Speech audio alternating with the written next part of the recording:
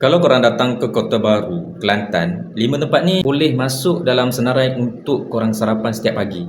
Dalam video ni saya nak senaraikan 5 kedai yang mana ada sarapan best yang korang kena try jika korang datang ke Kota Baru. Yang pertama, Kopitiam Kita. Kopitiam Kita ni berada di Jalan Sri Cemerlang, Kota Baru, dan menu famous dia ialah roti titap. Roti bakar dengan kaya, mentega dan telur separuh masak. Yang kedua, Lini Nasi Kerabu Tumis. Kedai ni terletak di Jalan Abdul Kadir Adapi, Kota Baru. Menu famous dia nasi kerabu tumis, boleh pilih lah dengan ayam bakar atau lauk-lauk lain. Kedai ni khas untuk orang yang minat nasi kerabu lah. Jangan pelik kalau pagi-pagi hari lagi korang makan nasi kerabu. Memang itu budaya Kelantan ni. Budaya Kelantan ni makan berat di pagi hari.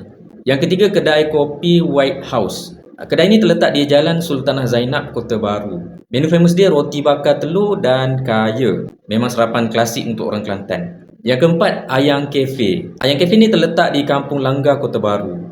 Menu famous dia roti ayang, roti bakar dengan telur dan kaya. Yang kelima, Pok Loh Milu Tonggeng. Kedai ini terletak di Kampung Bahagia, Kota Baru. Menu famous dia nasi bungkus dan milu tonggeng. Kat situ banyaklah nasi bungkus yang korang boleh pilih. Itulah dia 5 senarai kedai makan yang korang boleh try untuk sarapan jika korang ke Kota Baru. Jadi orang Kota Baru, ada lagi tak kedai lain yang best untuk sarapan? Cuba komen ya.